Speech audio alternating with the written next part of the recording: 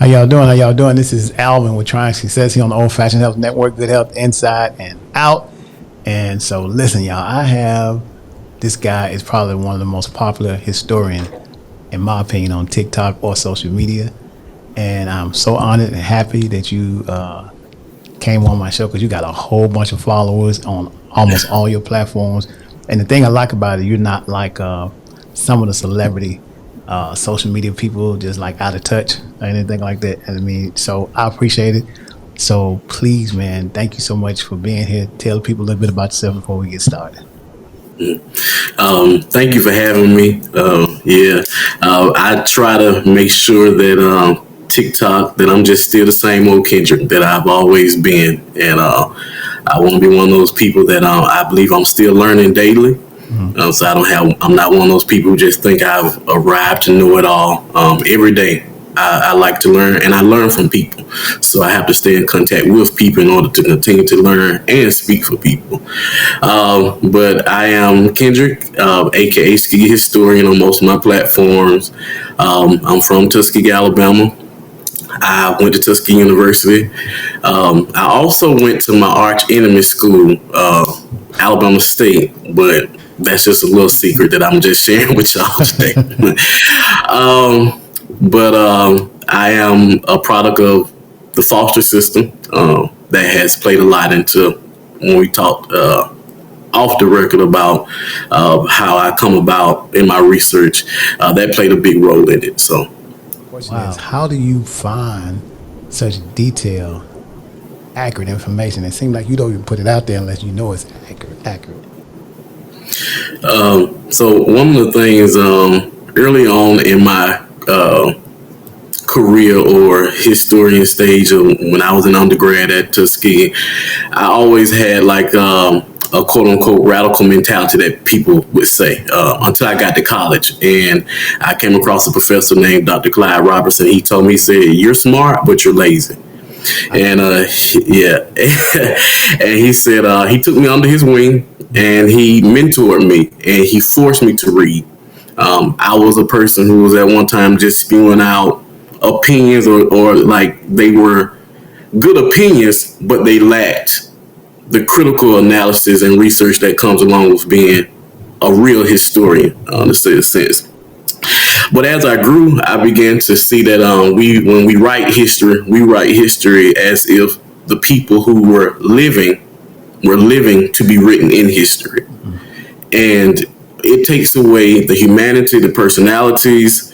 And so when I go back in my research, I'm looking for those personalities because personality traits that we see today in Black people and even in all people, actually, they didn't just come out of nowhere. Right.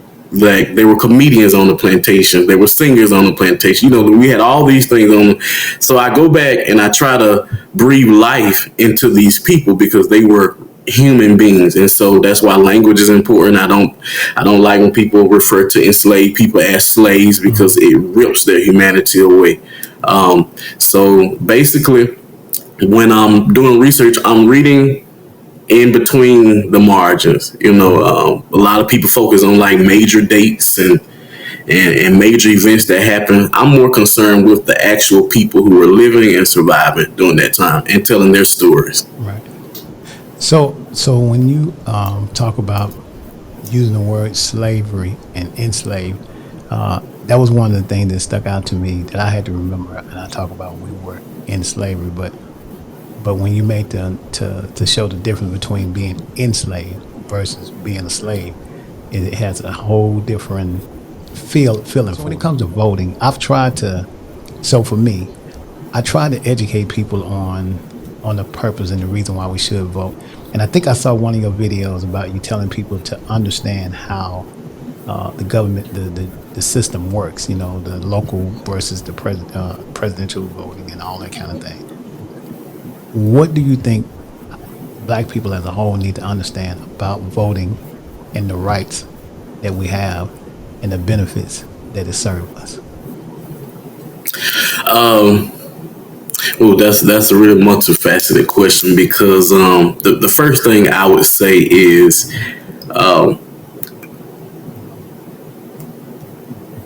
the diversity in Blackness is amazing, and it's one that has always existed.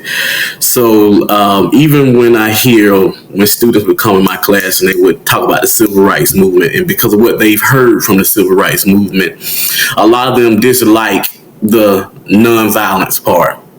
And so when I come back to them and say, well, not all black people are nonviolent, Right. it's like light bulb. Wait, you mean to tell me black people didn't take certain things? And it's like, yes. There's always been a diversity in blackness. Okay. Michael Gomez has a really good definition of what blackness is. It's a group of people that's birthed out of this struggle in the Americas. So when you ask the question like, how do black people as a whole need to view voting, I pause there with a little hesitation, because I don't think as a whole all black people are going to be enthused in voting. When I was just reading yesterday about, there was the big scandal, whether you want to call it a scandal or not, about the senator that was twerking for votes in Rhode Island. And so I'm always looking for the dialogue. I really don't care much about what happened. I'm always reading the dialogue of people. Okay. And I was seeing some of the people saying, this all the Democrats have to offer, or some people were saying this is why we should go in, that reason why we shouldn't vote Democrat. And for me, I'm a person, I like all sides of those spectrums, because as black people, we extend before the America. Like we are extensions, our lineage is before. And even if you go travel back to what we call Africa now, you will see like we had differences of opinions then. So I'm always big on differences of opinion. So there are some black people who just get to the point where they no longer want to vote. One of the greatest ones is W.B. Du Bois, when he talks about how he felt about voting, and sometimes that gets lost in the discussion. Okay. So I just want black people to, when I'm talking about voting, I want them to see with that, whether they agree to vote or don't agree to vote, that there's a history behind both sides. Like there's a history of black people who were always saying we don't need to vote, we just need the whole system to crumble, as well as those always saying we can work within the system. And just know that these arguments are not new. These are arguments that have lasted throughout time. And whether we will ever get to a place where everybody agree, well, no, we'll never get to a place where we all agree. I am wholeheartedly for black people being engaged in things that matter to them. Like, interesting enough, in Alabama, there was this big push of, after enslaved people were freed, of black people petitioning probate courts to return back to enslavement. And that shocks a lot of people that black people were doing that. But it's because, like this one particular woman, Sally Johnson, she's 80 plus years old. She's partially blind. Her husband is dead. She doesn't know where her children are. And she's saying that her enslaver is a physician. And she's saying, why would I leave my physician to go and not know where I'm going? Right. And so her decision was to stay enslaved. Now, taking that to a broader context, it is the fact that when we talk about freedom, freedom is the sovereignty of black people. I don't care about black people who vote Republican. I don't care whether black people vote Democrat. I'm centered in the place that sovereignty suggests to me that black people can choose the path of their life for them without any implication and control from outside forces. That's just how I draw the line with it. So whatever side you're on, just believe in what you believe in and stand on it, to be honest. As far as voting is concerned, I know Alabama, just like Mississippi, which is where my home is actually born, but living here in Georgia, one of the things that frustrates me is you and I know that on a local level, let's just take Stacey Abrams for example. We're hoping that she'll win the election, right? If Stacey Right. wins, there's a lot of things locally because she's a governor that could help the people that look like us immediately. And even down to just something simple as the Secretary of State part of how you apply for a corporation. Right. When Brian Kemp applied, became the governor, the whole system of filing for LLC and incorporation, the rates and stuff changed, and then they could dissolve your incorporation quicker and make more money immediately just by dissolving your corporation after 6 months. Now, a lot of black people may not realize that until it's time for them to renew their corporation or try to have a business, and then after 6 months, you let your corporation lapse, and then they'll close your corporation, and then they'll charge you $260 something to reapply. Before then, there was a Democratic person in place, and we didn't have that kind of problem because they would let it stay on the books until you renewed it, and it was only $75. So it's little stuff like that that can impact our community because the wealth gap is large, and that's just on the small level, now let alone talking about the educational system. So my passion about voting has more to do with what my local politicians can do for me than it is the president, because he only do federal stuff. And I think that's the part that we as my people in my mind that I talk to don't really quite grasp yet. The first thing they think about, well, I'm not voting for Biden, I get that part, or I'm not voting for Trump, I get that part. But if locally, the things you need taken care of at your home, on your city streets, your educational system is not taken care of for you, you're going to be in trouble. And if you get a Republican Party that feels like you should pull yourself up by the bootstraps, but they benefit from all of the programs that are in place, and you can't, that's the problem. So that's my whole passion about voting, and I'm glad to have you on here. So, because you explain it so well a lot of times. Like, if y'all could just listen to this man, I'd be telling people, like, you gotta listen to what this guy is saying. You're not just telling them just because you're black, but you tell them because you're trying to educate them on how the system works. So that's my thought about the local, as far as local is concerned. Local elections are so important. I've actually I ran for my local school board in Macon County. I ran as an independent. I didn't run as a Democrat because the Democrat Party is a kind of really, basically you have to kiss the ring of the Godfather in my local Democrat. In Alabama. So with that, the Stacey Abrams and the rate exchange, there's also something else that we have to address with that, because not all black people are business owners, right? Exactly. I was watching a forum with the mayor this past time in Atlanta, and this 69-year-old lady, she got up to the mic and she's talking to the former mayor of Atlanta, and she talks about how he came to their home and promised them that they wouldn't move. That video touched me so that I had to cut it off because I was mad. I thought about my grandmother.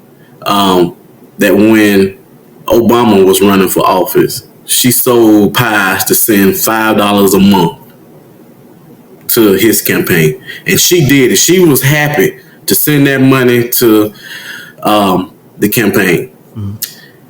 It's those little things that when people are tired of, or they don't seem to get it, it's that pushback is the reason why. Because their grandmother have been displaced by politicians that look like them. In my hometown, black people gained political control in 1968. From 1968 to 2022, black people have maintained that control. But the suffering of black people is extremely high. Wow. So, I'm looking at people that when they run for office, I ask them. People ask me all the time to endorse them, like on the local level. Mm-hmm. I have like a series of questions to ask them. Are you going to take on the interest of the pharaoh? Because see, a lot of times when we elect people, they then take on the interest of that place. Mm. You look at in Atlanta, you look at the mayor in Chicago when they walked into these offices, there were lawsuits already in place of like the black teachers that were suing Atlanta for not being able to get their full salaries because of the tests that were in place. Right. I'm looking at a black mayor that goes in that city and she says, wait, I got to protect the city because a lawsuit like that could bankrupt the city. Are we talking Chicago or Atlanta? Yeah. Chicago right now. Okay.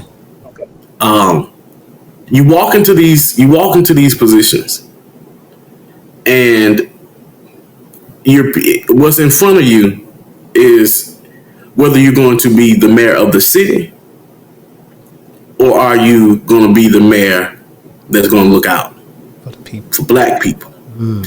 And I think too many times when we go out to people, because people just don't see it. You're right. People don't really get the local part. Like they talk about the federal part so much, they don't get the local part. But I think because it's hard to dislike, it's like they know, like the church that I used to attend, the mayor, the chairman of the county commission, and the sheriff all went to same church. That church, you know. So we were all there. So I saw them all the time. Mm-hmm. But I'm having issues in the county. But I'm coming to church to like, and these people they hold positions in the church too. So like you look at them on a political level, they're here, and then you look at them on like the spiritual level, there's somebody you're supposed to look up to. People just got tired, mm-hmm. and people they became uninterested. Because how do you, if I attack him here politically, people think I'm attacking him spiritually, you know. So it's an interesting dynamic.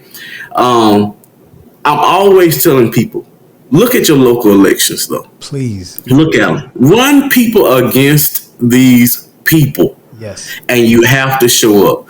But also, if you show up, it is. When people say, "Oh, black people don't vote in the local election," I see it as an indictment on the people who are in office mm-hmm. already. Mm-hmm. Because if you were meeting the needs of these people, they wouldn't be leaving the conversation. That's if right. you weren't ignoring these people, they wouldn't be leaving the conversation. So that's a battle on two fronts: holding the ones that's in there accountable, and then trying to, in a way, evangelize to those people who they feel a certain way, but they feel hopeless and powerless. Yeah. It's probably the same reason why some people didn't leave the plantation, you know, during enslavement time. There's some people just get to a point where they just feel powerless and they just make the best out of their conditions. So it's a treacherous work. It's a tedious work, but we just can't get tired, as the old people say. You know, Gladys sang this song about keep on moving on. She said you got to make the best out of a bad situation. Yeah, got to. The tape that you're talking about that you saw was when the lady was in the crowd and Kasim was standing up, and she talked about how he promised her that she wouldn't lose her house, and her house was paid for. Man, but that was the video that stopped him from winning. That video, in my opinion, stopped him from being able to win or become even part of the campaign. And here now we have Andre Dickerson, which is our current mayor. But he ran against Andre at the time and didn't, because he was the way that worked. He didn't get a chance to. That particular video hurt him. Yeah. She was so powerful in that video. Man, she was so powerful. So bad. I saw that. That was kind of hard to watch. Yeah. That was more of the surreal moments for me, like bringing politics to real people, like how it affects. And maybe that's part of, and that's the revelation that I'm having now. Maybe that's part of the issue, that we don't bring politics to people in their real life. Like, we're not able to connect it to, like, that was real pain from that lady having to leave her house that she had worked hard for. Her husband, she talked about how her husband worked all those years, like, and then to put that on top of knowing what they experienced from the oppression, and to just be able to gain some. They were proud of their home, like it was their achievement. That, I mean, like, you don't need to what they call those attack ads that people run. You don't need that. No. If you tell real stories of people, like, I didn't know anything about him, but after I heard her talk, he would have never gotten my vote. You know, it was like, no, I don't know, but you can't. Did not, and yeah. Sorry. What's your opinion, or should we as a man have an opinion on abortion rights? Should we even be part of the conversation?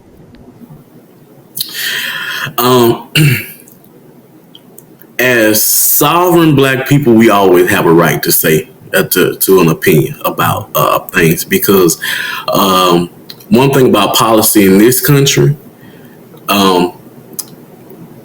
policy is always going to impact Black people the most, because we're the most policed. Like, policy is worthless without enforcement. Right. And enforcement is basically the consequences of said policies, and it's enforced on Black people first and foremost. I'm actually doing a story on TikTok about in 1947 the case of Miss Dora Johnson, which was a Black woman who was enslaved for 30 years in California, until the enslaver's daughter told on them in 1947. And one of the reasons she was forced into enslavement is because she had an abortion, an illegal abortion, that the white lady was holding over her head to say, if you try to leave or ask for money, I will go to the police and tell that you had an illegal abortion. And at that time, she could be jailed for life. So we have a right, because anything is going to impact us. I understand the narratives that are out there that white people may have been pushing Roe versus Wade because of their population loss. You know, people have that perspective, and I understand those perspectives. My problem that I have is that what we don't see is the resiliency of these old arguments that have always existed. These arguments against who has rights, who deserve rights, and who should control this country. And it's resilient. People talk about, this was the 50-year plan of the Republicans. If they can stay the course for 50 years, that's a lot to be said. And they've had setbacks along the way, but they have evolved to there, Do you believe part of their capabilities to evolve has been some of our own people selling some of us out to follow their beliefs, like Clarence Thomas?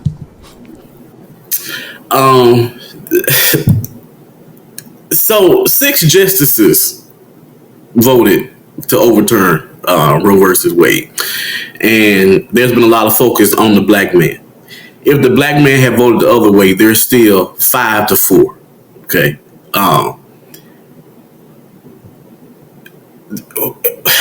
I have a hard time disregarding Black people because of the love that I have for Black people, and I'm really trying to push to a love that's unconditional towards Black people. Somehow believing that Black people in their mind, believing that Black people are sovereign is a rough concept. Yeah. To really say that Black people can choose for themselves for their path, it is something that I work on daily, because I have to unlearn certain things daily. Yeah. So I when I see Clarence Thomas in his position, I'm like, he free. and I have to move on. Like I take a deep breath and I move on. What I about think Scott? You know, he's a part of the whole crew too now. yeah.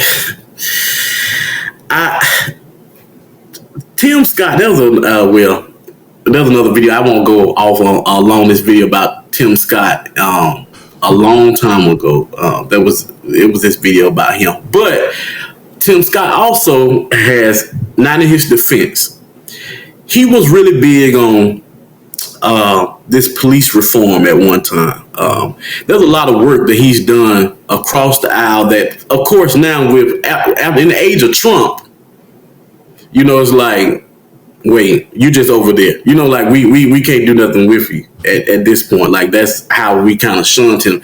There is some work that he's done that I'm actually really okay with. It's like it's complex because we're a complex people. So let me ask you this. All right, Kendric, let me play. I hate the word devil's advocate. All right. Okay. Mm-hmm. But let me just do this. Okay, let's give Tim Scott some dap for the good, right? Mm-hmm. But it's hard for me to give Tim Scott any dap for the good. My mother used to say, throwing a brick and hiding your hand. You know what I'm saying? You're doing some good, but you're throwing a brick and you hide your hand. So I'd rather you just go on and be that true person that you're going to be. And then I'm hungry, but you give me a crumb today just so you can say you fed me. I'd rather you keep your food. And so that's how I feel about Tim Scott. You may have went across the aisle, but you stayed so far on the other side of the aisle till the good that could have possibly meant anything, you didn't have any follow-up with it. So you did police reform, but you also voted against affirmative action. How in the heck is that going to help me just because you voted against police reform? You know what I'm saying? So you're a little further along than me. I ain't trying to me, you ain't done no, I don't like Tim Scott, and I don't like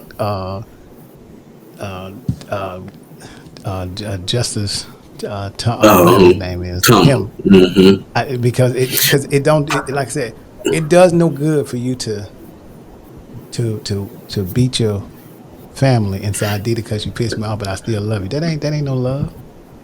You're gonna have to be all the way. You gotta all be all the way, or you're just not gonna be nothing. In my mind, so it's be a different mistake. That's not a mistake. Yeah, I'm there. I'm 100% with you, but I'm also saying that there's always more. Okay, there are black people who exist who think like Tim Scott. There are black people who exist, that think like Clarence. Like they exist. I have a few family members I'm kind of concerned about might be thinking like that. Yeah, you feel like they really exist. I was on a podcast one day, and this was when Pete Buttigieg he was running, and at that time he was leading. Like they were thinking that Buttigieg was going to be a serious contender for the presidency. But the guy got me on the podcast. He asked me, he said, "What do you think about Buttigieg?" I said, "Well, when he get down south, he's going to fail." Of course. And it was like the air sucked out of the room. They said, "Why?" I said, "Because black women and black men down south are the most homophobic people that exist because of that black church mentality that's there." He couldn't believe that I said it. He was like, "No, I'm telling you, he's not going to survive down south. Like he's not. That's there. When he comes down south in those rural areas, he's not going to survive." Okay. And I went on to talk about that. There is a black conservative within the Democratic Party that people don't get. Clarence Thomas and Tim Scott will be the extreme of that black conservative that has come out of there, but they're not new. Like they've always existed. This is part of the argument that even though people mischaracterize Booker T, but when you put Booker T in the spotlight, you say, wait, some of these values that Booker T is talking about, they align with people who we wouldn't necessarily like today.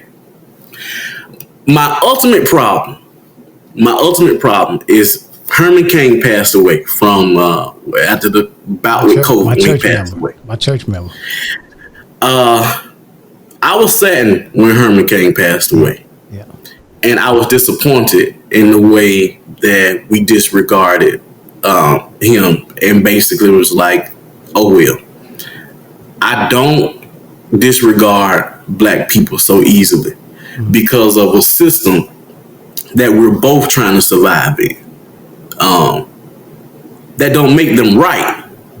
It doesn't make their opinion right.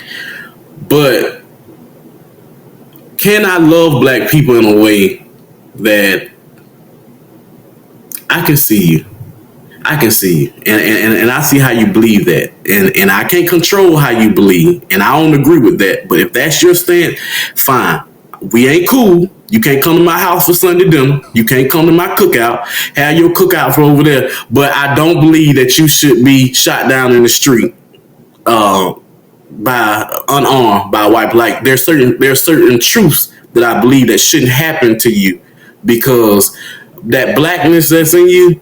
It's deeper than this. We existed prior to this system, and we'll exist long after this system and this place is crumbled. And how do we atone for that? Like, how do we repair our system? I'm gonna tell you this story. The local church that I used to attend, there was an issue that came about. There was a pastor. There was an old pastor. He retired. They got a new pastor. And this is a Baptist church now. So, Baptist church, the deacons, they will vote a pastor out. In a minute. They got a new pastor. He was young. These people who I had seen being friends before, actually people who I had actually lived with in foster care prior to me becoming being adopted. My parents took one side, and some of their friends took another side. And they argued, there was a couple meetings where they tried to vote out the pastor. I think one time they failed, another time they did, it worked or whatever. These people stopped talking. The issue was this: the pastor wanted to stop bringing bodies inside of the sanctuary during funerals. He wanted to leave them in the foyer area because he said that the Bible teaches us not bringing dead bodies in the church. It split the congregation. Folks went with him. Folks went with the other person. There was a particular lady there that I was at the store with my mom one day, and I saw her, and I spoke to her, and we had a long conversation. Now, her and my mom used to be friends in the church, but after the church split, they went their separate ways. After I finished talking to her, my mom, she told me, she said, I don't know why you talking to her and blah, blah, blah, blah, blah. I said, because I've known her longer than I've even known you. I stayed with her mother in foster care. Her mother actually, her mother didn't drive. So most of the time when we went places, she was the one who had to drive. I know her outside of this church, the church issue that went on. I would never disrespect her because I've been in foster homes that were bad and I've been in foster homes that were good. And those people showed me a type of love that's rememberable to me. Okay. So I can't withhold her. So some years passed. Last month, I ended up seeing that lady again. I came home to my mom. I said, hey, I saw her. My mom said, okay. And I told him, I said, what's interesting? That lady was your friend. That church is gone. That pastor, because the church that they were fighting, that they were it's torn down. Like it's not there anymore. It's a blank piece of land. Okay. The pastor that they were into it about, he's dead. That idea that they were into it about, gone. But there's no reconciliation between them. Maybe this is not the exact same thing, but maybe this will give you an idea of the reason why the residue from your mom is still there, and the residue from your other mom family member is still like it is.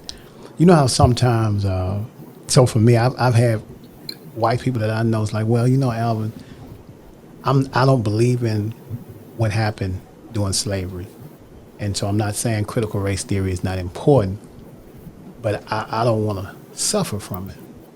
So I asked the question, well, then, if you don't want to suffer from it, I get it, but are you willing to give up some of the benefits that you reaped from it? Then it gets quiet. Like, what do you mean? Well, you say you don't want to suffer, but are you willing to give up some of the benefits that you did benefit from that decision that you had nothing to do with? Even if it's a benefit of saying, you know what, I'm willing to give up the benefit to say, I don't care about it, I was wrong, and I'm sorry. That'll be a nice little benefit you can give up because you never even at least said that. Then I can see you, because I know I'm not asking you to go in your bank account and give me none of your money, but at least every time you get a chance, you reap the benefits from the time you were 1 year old until you 40 something now. If it take you every time you get a chance to talk to a black person to say, I was wrong and I'm sorry. I mean, I wasn't a part of it, but I'm sorry you had to go through that. And whatever I can do to make it better, I'm willing to do it. But if you're not willing to, you don't want to suffer the consequences, but you're not willing to give up the benefits, then I'm like your mom. I'm not really willing to still be friends with you unless you come back to me and say, you know what, it wasn't worth us doing this fighting. I understand your stand, I understand my stand, and let's just try to move on. But that's part of the problem with when there's one side versus the other. The other don't want to give up the benefit of what happened. So that might be one of the things. That might be the approach might be different. Now you mentioned we talked about Tim Scott and Clarence Thomas. Where you don't want to throw the baby out with the bathwater is kind of what we're saying. Now Clarence or Tim Scott can't come to my house, and I want them to make sure they don't bring Candace over there either, because she can't come either. So I wouldn't want to. Oh no, she's not welcome anywhere. I don't want anything to happen to them like I'm seeing Trayvon Martin get shot down and Tamir Rice, all these people. I don't want nothing to happen to them like that. I don't want that to happen to nobody in no race. So that kind of love I have, a concern for the humanity is the same. But it seems that Tim Scott and Clarence Thomas are not going to get up on the mic and say that was wrong, that a white supremacist done. So therefore, I don't care about what happened. I just don't want it to happen like that. If I get up tomorrow and they say, well, they not on the bench no more. Oh, really? Okay. So who's up next? Yeah. For whatever reason. You see what I'm saying? Because you never stood up on the mic and said Trayvon Martin shouldn't have never got shot. You just gonna hide your hand and benefit from being on the other side. So that's how come they can't come to my house. I don't like them. I'm not trying to find a happy medium for them. I don't mind throwing the whole baby out with the bathwater because you ain't willing to stand up for your people. So that's kind of where I differ. Right. You see what I'm saying? Right. I hear you, and I agree with you. It's just that we tend to not have that same smoke for white men who have benefited, and then they want to change. No, I'm talking about there's a lot of black people who they don't have that smoke for, like, for instance, okay, let's talk about the super predator comment by Hillary Clinton. Okay. I would hear black people talk about, there was actually a comment. Tim Scott actually made a comment about Trayvon Martin. It's on YouTube. Like he makes this comment that I feel like is a horrible comment. And let's throw him away. But if you bring up the comment that Hillary Clinton made about super predators, we're really conditioned to look the other way. My thing is, I have one standard. If you disregard black life to me, I have no use for you ever. Like you can't come back. That's my unforgivable sin. Okay, to disregard black life. That's my unforgivable sin with you. I'm not.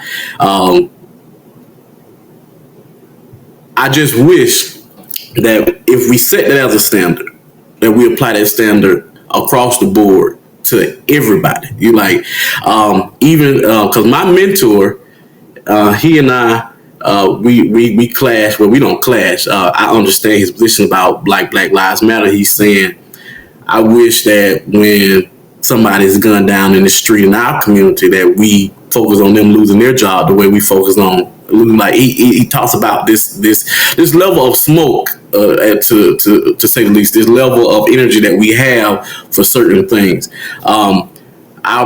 I think sometimes our level of smoke comes with our level of comfortability, or what's comfortable to us. So, like I said, like you said, Candace Owens, no. And the reason why for Candace Owens is a person who is, she chooses to be ignorant. There's some people that I hear talk, I be like, they're really convicted in their ignorance. She's a show. She's a show, because she'll get right there at the truth. Yeah. Yeah. Like you can feel it. Like she's about to say the truth and get right there and put a period. Yeah. I said, wait, what? I was like, this Candace Owens to me is one of the most well-read black women that I know. Like people would call her like, no, Candace Owens is well-read. You know who, because of the language. Candace Owens is not quite compatible to her intellect. Is there of Susan Rice? Susan Rice. Is it, what's her name? Condoleezza is smart, gifted, yes, talented, and mind you, she didn't come around to glory until our boy died before when he what's the light skinned guy that was Republican, then go Democrat, and then voted for President Obama, supported Obama. Colin Powell. Right. Mm-hmm. Now, I just wanted to mention this to you because this is like way over the time, but we good. I'll edit it down. But listen, as far as smoke is concerned, having the same smoke, for me, having the same smoke and feeling the same fire is two different things for me. So, okay, that's powerful. That's powerful. Yeah, if I have, so whatever Hillary Clinton said, it could be smoke as long as it doesn't become fire. Then we got a straight up problem. So I can hear her say everything she got to say, and now smoke becomes voting for the lesser evil, in my opinion. But if it becomes fire, me and her about to go ahead on and fight. Just like you said, there's some black people that was actually fighting, and there's some that was just kind of like, I'm on the other side of probably going to fight. So she can say, her and Bill can say predator. But if you said predator, I'm calling you at the house, at the church. What is wrong with you? Because it's a Kindric-ship for us, the reason why we have a different kind of smoke for each other. We have, like, we know better. But when they do stuff, like, I don't care nothing about it. That's the reason why the smoke is different. So that's my feedback for that. We should pass the collection plate. That's a whole word. I had to write that down. I told you earlier, I'm always learning from people, because I feel like no man has the control and absolute truth, right? And perspectives matter, and perspectives are the only thing that drives like learning. And perspectives is what drives my positions on things. It drives everything about as my perspectives expand. So does my ideas or ideologies, and that's why, like I said, I'm a lifelong student, and I appreciate that. That is the level of expectations that goes along with the level of smoke. That's good. That's really good. I like that. Yeah. So listen, man, tell the people how to find you. Your platform. You can find me on TikTok at Skegee Historian. Is Skegee like Tuskegee TU, but it's TUSKEGEE. But you take the TU also. It's Skegee Historian on Instagram and TikTok, and I do have a YouTube page coming, so you can be on the lookout for that too. So we had a little thing going on when we first started here. big Tuskegee thing in the background. I was like, man, listen, I can't let you just put your school up here and not say something about Jackson State, but we'll just let that. I had a buddy of mine sent me a picture about. Wasn't it 33-16 the last time we played? 33-16, something like that. Or was it 43-16? I can't remember. That was 1980. Kendric, I'm done with you for the day. We done. You start talking about my school. We was doing good. You talking about some old schools back in 1980. Man, I appreciate you though, brother. But listen, y'all are killing the game right now. And for the justice for everybody, the thing I like, it is really what he's doing affects all HBCUs. It's not just on the court, on the football field, but that's another whole conversation. But anyway, yeah, he's doing some great things. So thank you so much for being on the show, man. I appreciate you. And see you soon. Make sure y'all share, like, and follow. All right, thanks.